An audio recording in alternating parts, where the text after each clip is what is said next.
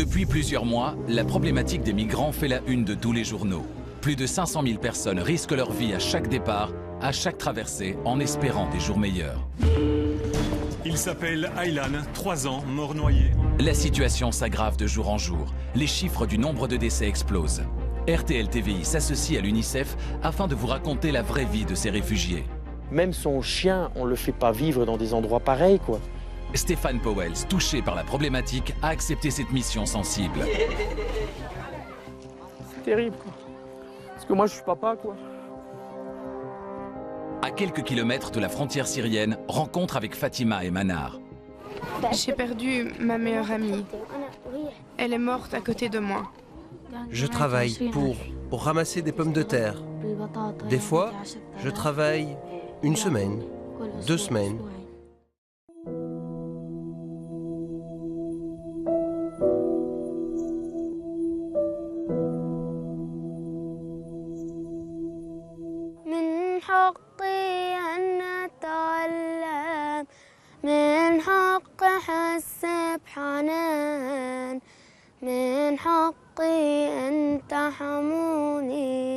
لا تنسوا إني إنسان لا تنسوا إني إنسان يا وطني لا منسينا حبك جوا جوا. Au lendemain des attentats de Beyrouth et de Paris, je pars à la demande de l'UNICEF au Liban, à la rencontre des enfants qui ont fui la guerre.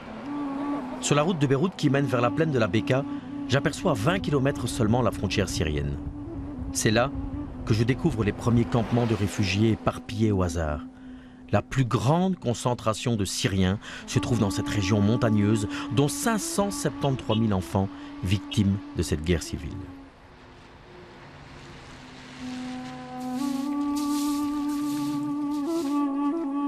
J'arrive à Satnaïel, dans l'espace ami des enfants de l'UNICEF. Et dès mon arrivée, je suis rattrapé par la réalité du terrain.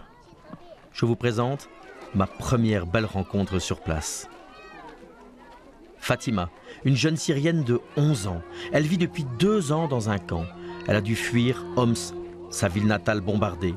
Elle a accepté de nous partager son histoire bouleversante. Quand ils ont commencé à nous bombarder, on a risqué la mort. L'immeuble est tombé sur nos têtes. C'était l'horreur. Il y avait des bombardements partout et les gens près de nous et la moitié des voisins sont morts. Les bombes ont fait écrouler la maison et je me suis retrouvée ensevelie. Après ça, nous sommes tous allés nous réfugier chez ma tante. Est-ce que tu as perdu des gens que tu aimais beaucoup durant cette période? J'ai perdu ma meilleure amie. Elle est morte à côté de moi. J'ai le sentiment que ceux qui me comprennent ont tous disparu. Est-ce que maintenant tu vis comme une petite fille normale ou bien est-ce toujours compliqué? Je suis en train de revivre petit à petit, mais je n'arrive pas vraiment à oublier. La musique, les chansons, ça m'aide à oublier. Les chansons me font du bien, mais je ne pourrai jamais oublier. Elle est terrible, cette petite. Ça me bouleverse, vraiment. C'est terrible, quoi.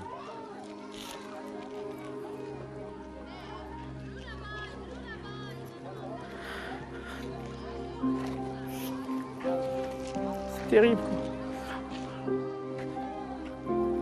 Parce que moi, je suis papa, quoi.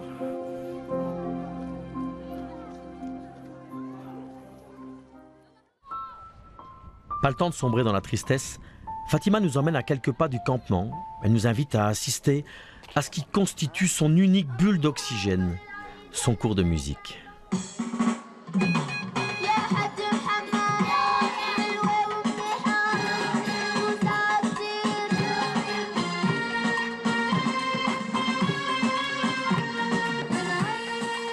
Je découvre la joie de ces enfants syriens.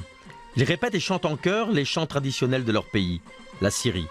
Une belle façon de panser leurs blessures et surtout de préserver dans leur cœur leurs racines et leur identité syrienne. Parmi eux, une voix me touche aussi, celle de Manar. Il n'a que 12 ans, il travaille déjà dans les champs et porte sa famille à bout de bras. Ce rare moment de légèreté permet à Manar de préparer un spectacle avec les autres enfants. Le thème du mois lui tient particulièrement à cœur, la tolérance, la paix et la diversité des cultures.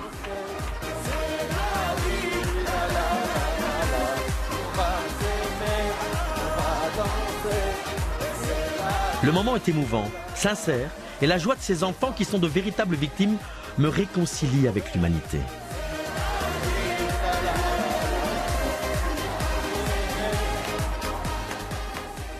C'est toute l'innocence retrouvée des enfants qui se jouent dans ce centre. Je rencontre une femme formidable et engagée, Soha Boustani, libanaise de 59 ans, responsable communication de l'UNICEF.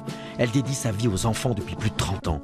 Elle a vécu la guerre du Liban et ses conséquences. Qui d'autre que Soha pour comprendre la souffrance de ses enfants? C'est un espace ami des enfants. C'est un espace qui permet aux enfants de s'éclater. De s'éclater, de chanter, de danser, de courir, de faire tout ce que bon lui semble. Et de sourire aussi. Et surtout de sourire. Moi, j'ai vu l'évolution des enfants qui sont venus là il y a 2 ans, ou il y a 1 an, et je les vois aujourd'hui, et c'est vraiment transformé. C'est des enfants qui, de nouveau, sourient, c'est des enfants qui ont des visages moins marqués, c'est des enfants qui sont dans la vie, en fait. Sur place, l'UNICEF ne travaille pas seul. L'ONG Beyond assure les animations et l'apprentissage éducatif. Ce centre est essentiel. 380 petits réfugiés syriens entre 8 et 14 ans sont accueillis ici chaque jour. Le matin, cours d'apprentissage selon leur âge et l'après-midi, activités récréatives. Soha nous emmène cette fois dans la tente école des tout-petits. Moment particulier. Je ressens une émotion, une peur palpable. Darine, institutrice syrienne ayant elle-même fui son pays, m'explique que ses enfants viennent à peine d'arriver de Syrie. Ce qui explique l'état d'angoisse de certains. Mon travail avec les enfants consiste à leur offrir l'opportunité de vivre une enfance la plus normale possible, parce que ce qu'ils ont vécu est d'une extrême violence. Notre but ici, c'est qu'ils retrouvent une forme de sécurité qui leur permette d'oublier leur drame et d'aborder l'avenir avec sérénité. Je veux que ces enfants qui rentreront un jour en Syrie aient un esprit de paix. Le visage de Mouna m'émeut. Elle vient d'avoir 3 ans et comme beaucoup d'enfants, elle a souffert de traumatismes pendant la guerre. Ici, un bisou ici. Un bisou ici. Un bisou. Hop là, ici. Elle est marrante, elle. Elle est sympa, hein. Elle chante et tout, hein. T'es une sympa, toi. Hein, elle est canon, hein. Elle est mignonne, quoi. Et elle, c'est quoi son histoire? C'est la famille, elle, c'est quoi? Qu'est-ce qu'elle a, elle? Elle vient d'Alep. Elle vient d'Alep. Elle a fui les bombardements d'Alep. Depuis son départ, Mouna a été traumatisée par des images violentes. Darine a dû s'armer de beaucoup de patience pour que les nuits de Mouna soient plus sereines.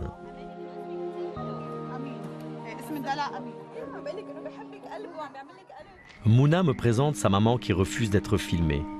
Elle insiste cependant pour nous montrer sa maison et les conditions dans lesquelles ils sont obligés de vivre. À quelques mètres du centre, je découvre donc ce qui lui sert de logement. Une tente de fortune faite de bâches en plastique et du carton pour le plafond. Les mots me manquent pour décrire les conditions sanitaires des familles regroupées ici. Ils vivent à plusieurs dans une pièce unique avec un poêle et un tapis posé à même la terre. La surprise est encore plus grande quand j'apprends que ces réfugiés doivent payer un loyer de 100 à 300 € par mois à des propriétaires agricoles pour pouvoir bénéficier de ces taudis. Je suis consterné. Le bazar ici.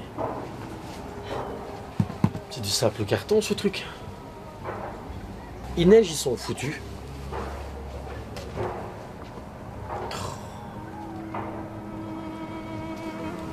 Inhumain. Inhumain et ils sont surhumains de vivre dans des conditions pareilles. C'est pas possible. Hein.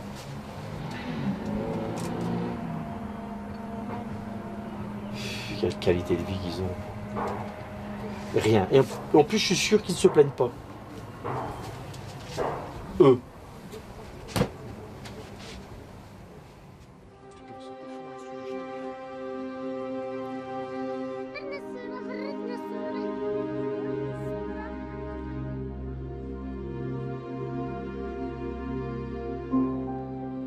Moi, on peut aussi, à un moment chez nous, douter un seul instant et faire des amalgames que ces gens viennent chez nous, en Belgique, que ce soit en France, en Allemagne, partout, pour le plaisir. Quoi. Mais ils ne viennent pas pour le plaisir. Quoi. Ils viennent parce qu'ils fuient, parce qu'ils souffrent. C'est pour ça que c'est bien de venir ici, de comprendre. On est à 10 km de la frontière. Quoi. De comprendre pourquoi ces gens se barrent. Quoi. Parce que tu imagines dans quel cas ils vivent dans des états de misère, il est habillé, tu as vu ces choses. J'ai déjà vu beaucoup de pauvreté, mais là... Mouna et sa famille vivent dans des conditions déplorables. Ils ont besoin de votre aide, comme tous les autres. Envoyez RTL UNICEF par SMS au 4004 et devenez parrain. Ça en vaut vraiment la peine.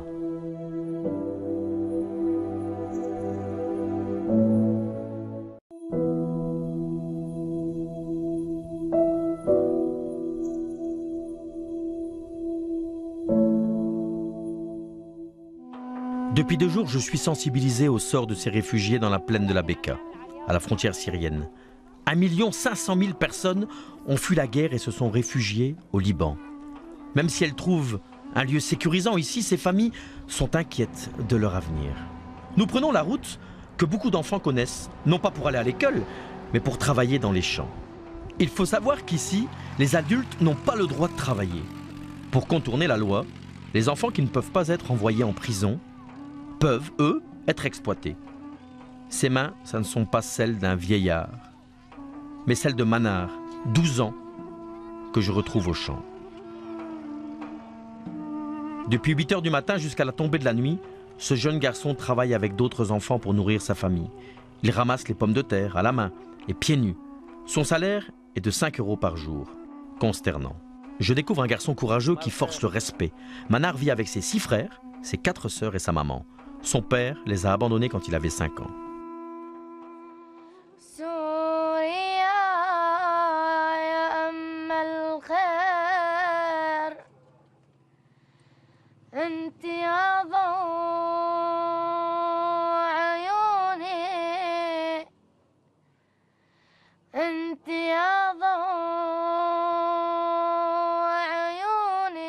Tu travailles pour aider ta maman? C'est la seule rentrée financière de ta famille?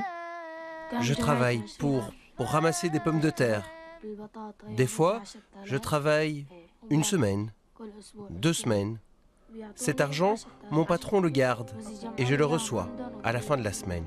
Est-ce que ce boulot-là est difficile? Mon dos, il me fait très mal après 2 ou 3 jours de travail, mais je m'habitue. Manar, tu te rends compte que tu es responsable de ta famille?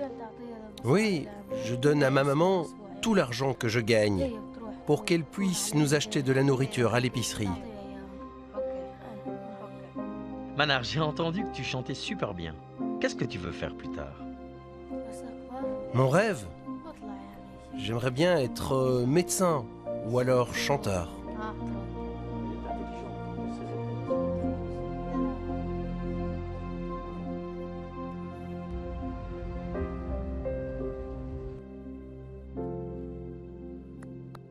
À toi?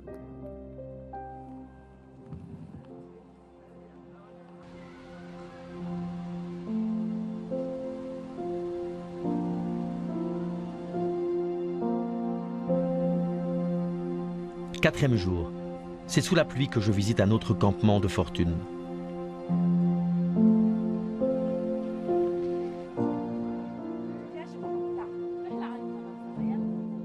Installé dans d'anciens poulaillers, l'accueil chaleureux de cette famille syrienne va me conforter sur l'urgence de l'aide humanitaire.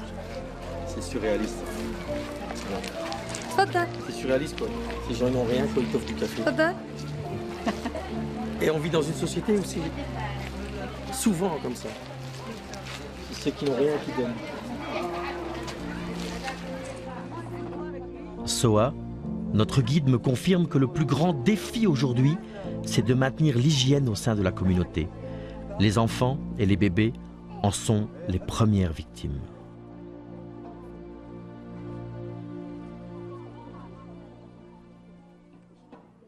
À quelques minutes à pied, Soa nous emmène voir la clinique mobile de l'UNICEF. Cette clinique s'installe dans chaque camp tous les 25 jours afin de permettre le suivi régulier de la santé des enfants et leurs familles et de contrer les risques d'épidémie. Le responsable des cliniques mobiles, Nazier Haïdar, nous fait part de sa fierté. La vraie innovation ici, c'est la création d'une sorte de code-barre individuel. Il permet de contrôler le suivi de la vaccination. On sait tout sur les gens en fait, on a leur CV médical en fait. Absolument, absolument. Alors tu veux qu'on aille voir les vaccins? Oui, oui. Hein? On va aller voir les vaccins.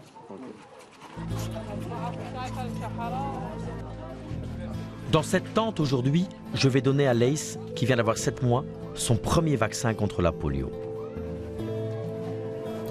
Sa température et voir que le gosse... Et qu'est-ce que je dois faire? 2 gouttes, madame. Ok. 1, 2. Ah. Hey. Ah oui, mon garçon. La polio, c'est fait, quoi. Tu es déjà sauvé sur ça. Déjà ça.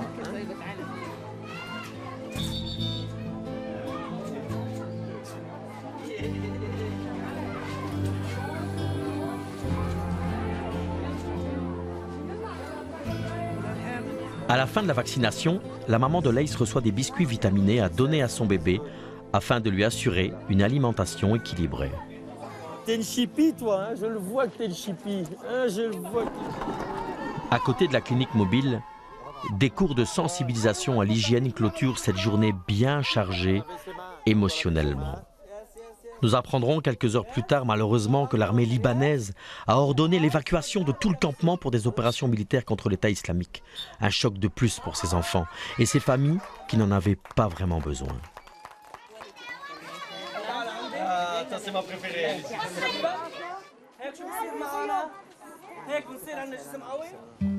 Le lendemain matin, les émotions de la veille encore présentes, Fatima me propose de rencontrer sa famille. Cette jeune Syrienne a fait du chemin depuis qu'elle a fui traumatisée par les bombardements. Sa mère l'a même retrouvée évanouie entre les tentes. Très heureuse de nous voir malgré tout ce qu'elle a vécu, Fatima tient de nous présenter avec fierté son papa et toute sa famille. Sa maman, intimidée par notre caméra, est restée à l'écart. Abou Omar, 49 ans, réfugié depuis 2 ans, nous expliquera et reviendra sur son départ forcé de Syrie. On est parti d'un endroit à l'autre. On est resté 1 mois là et 20 jours ailleurs, jusqu'au moment où on a dû choisir entre traverser la frontière libanaise ou retourner à Homs, en ruine. Quand les bombardements ont commencé, là où on s'était réfugié, j'ai pris mes enfants et on est parti. On s'est sauvés. Omar, Yahya, Abdelhakim, Anas. Quand on était en Syrie, on n'habitait pas comme ici. C'est la première fois de notre vie qu'on vit dans une tente. On remercie Dieu tous les jours car on a de l'espoir pour demain. Sans ça, ça ne vaut pas la peine. Sincèrement, c'est pas parce que vous êtes là, mais on a l'espoir de retourner en Syrie. Car nous, le peuple syrien, on est solidaires. On vivait ensemble dans la paix. Avant, il n'y avait jamais eu de groupe fanatique qui imposait ses idées. On va reconstruire la Syrie, si Dieu le veut. Abou Omar, est-ce que tu es content de l'aide que tu reçois de l'UNICEF pour tes enfants, ici au Liban? On a un proverbe chez nous qui dit que même si le sort s'acharne contre nous, il y a du positif dans notre malheur. Nos enfants sont éduqués et apprennent dans ce centre. Il y a du sport, de la musique et du théâtre. Mes enfants ont un esprit ouvert et s'adaptent à tout. Je leur ai transmis des valeurs humaines en les préservant de toute mauvaise pensée. Depuis qu'on est là, l'UNICEF nous a beaucoup aidés, en nous donnant de la nourriture et de l'argent.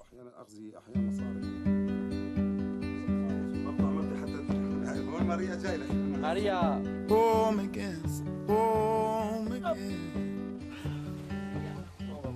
One day I know I feel home again.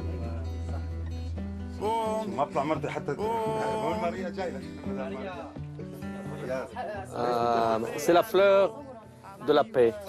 Et tout le temps dans mon cœur. Fatima. Ah, shukran. Merci Fatima. On dit merci Fatima. On est à 20 km, un gros 20 km de la frontière syrienne.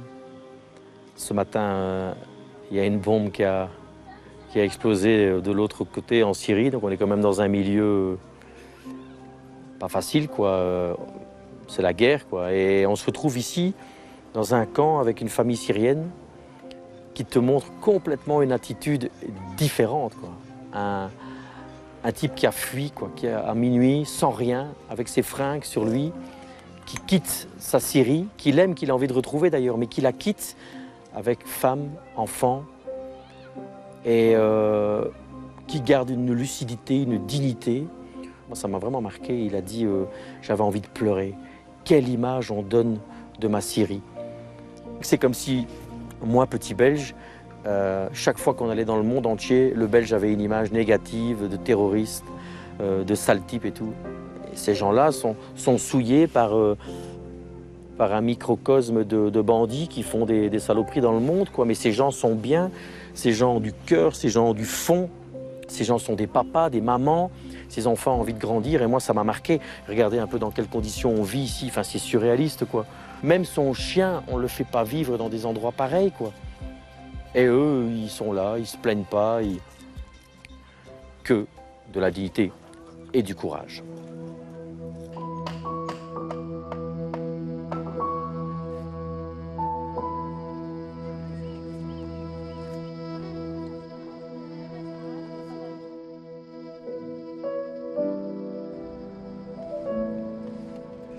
Notre guide Soa nous emmène cette fois à El Marj, à quelques kilomètres, dans une école publique libanaise qui, tous les après-midi, accueille les enfants réfugiés syriens. Leur objectif est de leur permettre de poursuivre leur scolarité, interrompue par la guerre, et de ne pas les laisser pour compte. En collaboration avec l'UNICEF, l'État libanais fait un réel effort d'intégration en prenant en charge les frais de scolarité de plus de 157 000 réfugiés.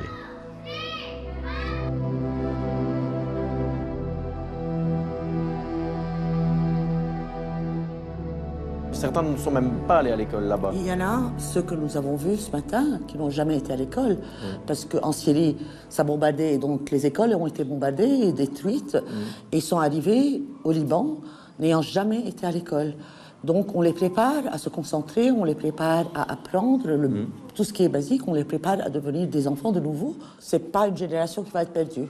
Parce que c'est une génération qui va avoir les moyens d'apprendre, d'arriver en Syrie un jour quand tout ira bien, et de pouvoir intégrer l'école et pouvoir, c'est la génération de demain. C'est celle qui va construire la Syrie. Elle a envie de nous dire quelque chose. Qu'est-ce qu'elle veut dire? Je sais pas dire.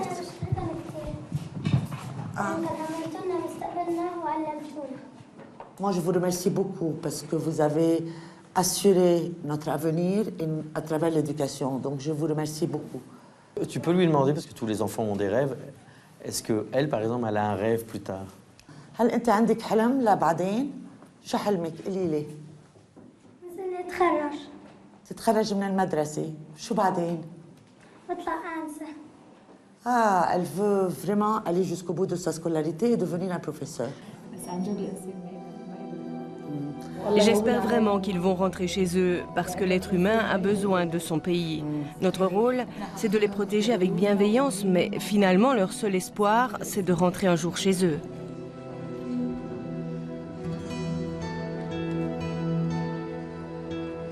Notre discussion avec Soa face aux enfants a ravivé chez certains de douloureux souvenirs.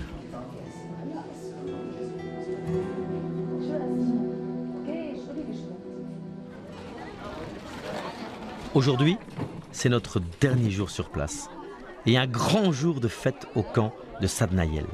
Nous avons le privilège d'être invités au spectacle que les jeunes enfants syriens ont préparé pour leurs parents. En plein préparatif, j'accueille le papa de Fatima et son épouse. Je leur remets le cadeau de notre équipe, les photos souvenirs de Fatima et sa famille lors de notre tournage.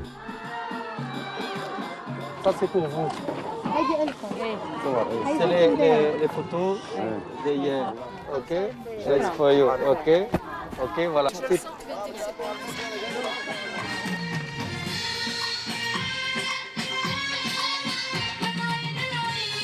L'émotion est perceptible surtout quand les enfants entonnent le chant syrien écrit par Fatima et Manar, rendant hommage à leur terre natale. Un mélange de larmes et de joie sont au rendez-vous.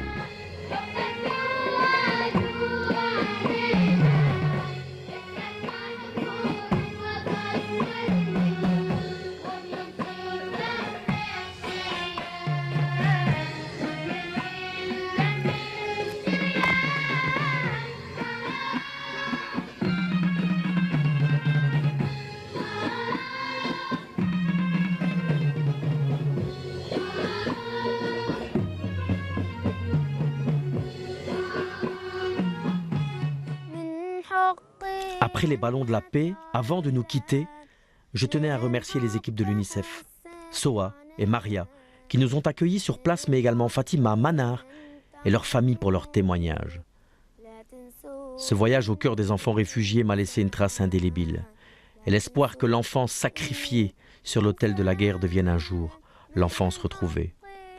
Pour aider tous ces enfants, envoyez maintenant RTL UNICEF par SMS au 4004. C'est plus qu'une nécessité, c'est un devoir. لا تنسوا إني إنسان لا تنسوا إني إنسان